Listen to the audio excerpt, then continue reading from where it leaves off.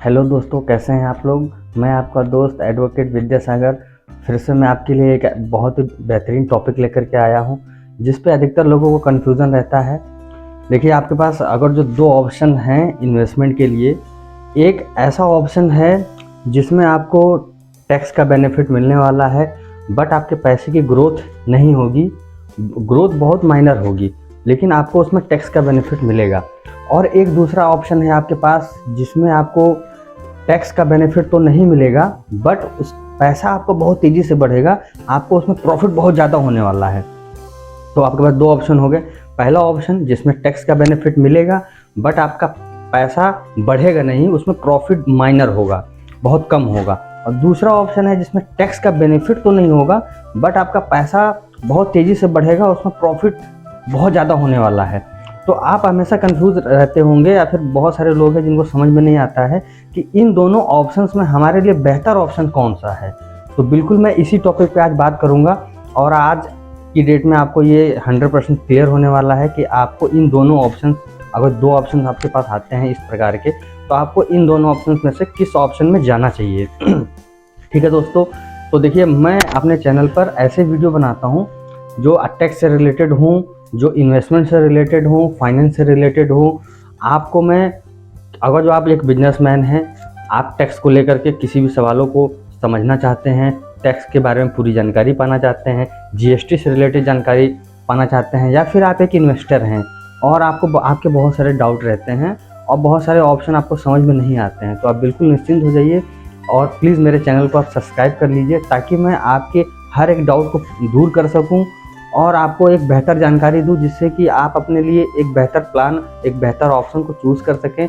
और टैक्स, और अगर जो आप, एक ऑप्शन और भी है, अगर जो आप प्रोफेशनल बनना चाहते हैं, टैक्स कंसल्टेंट प्रोफेशनल बनना चाहते हैं, तो बिल्कुल आप सही वीडियो देख रहे हैं और इस वीडियो के माध्यम से आप बिल्कुल सही जगह पे आ गए हैं। आप मेरे चैनल को सब्सक्राइब कर लीजिए।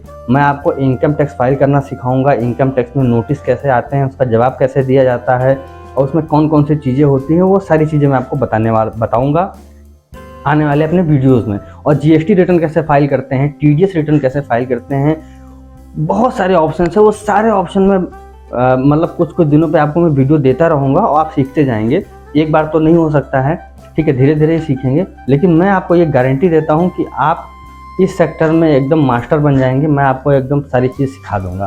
तो अब आते हैं अपने टॉपिक पे कि देखिए, अगर जो एक फंड है जिसमें आपको ग्रोथ नहीं मिल रही है लेकिन आपको टैक्स में बेनिफिट मिल रहा है, और दूसरा ऑप्शन ये है कि जिसमें आपको टैक्स में तो बेनिफिट नहीं मिल रहा है लेकिन आपका पैसा कई गुना बढ़ जा रहा है, तो आप इस पर डाउट पे होंगे कि हमें कौन सा ऑप्शन पे जाना चाहिए। तो इसमें मेरा सजेशन ये है कि आपको उस ऑप्शन पे जाना चाहिए जिसमें आपका पैसा तेज़ी से बढ़ रहा है। इसके पीछे रीज़न मैं आपको बता देता हूँ। देखिए, टैक्स आपका लगता है मैक्सिमम आप होंगे 30% के स्लैब में होंगे। अगर जब 10 लाख के ऊपर हैं तो ओल्ड स्लैब में जाएंगे तो 30% मैक्सिमम होगा, इससे ज़्यादा तो टैक्स लगेगा ही नहीं आपका, ठीक है। और जो टैक्स आएगा उस पर 4% एजुकेशन सेस लगेगा। तो ओवरऑल सपोज दैट आपने किसी फाइनेंशियल ईयर में आपने 1 लाख का इन्वेस्टमेंट किया और उस इन्वेस्टमेंट पे आपने मान लीजिए 30% टैक्स बचा लिया, यानी कि 30,000 टैक्स बचा लिया, मोटा मोटा कैलकुलेशन बता रहा हूँ मैं, कैलकुलेशन।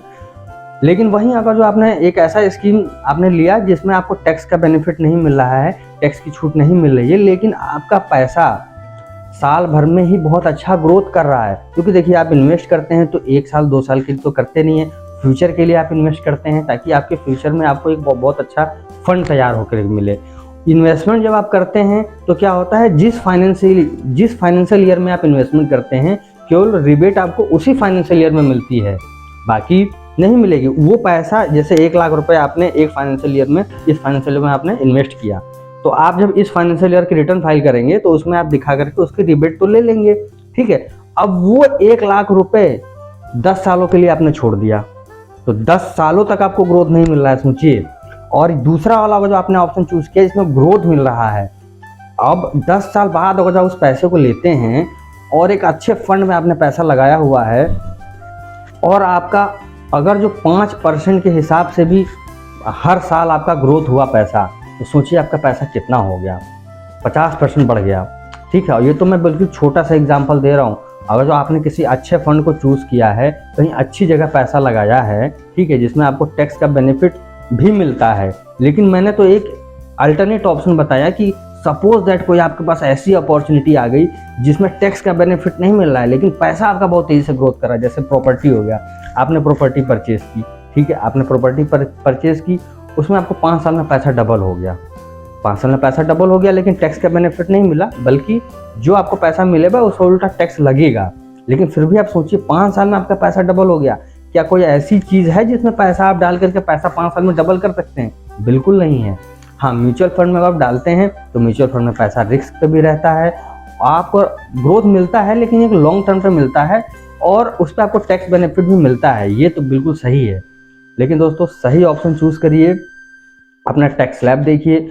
और मैं ये कहना चाहूँगा, अगर जो आप 10 लाख के नीचे हैं तो आपको तो 100% आपको वही ऑप्शन चूज करना चाहिए जिसमें आपका पैसा ग्रोथ हो, जिसमें पैसा ग्रोथ हो रहा है उसी ऑप्शन को चूज करना चाहिए।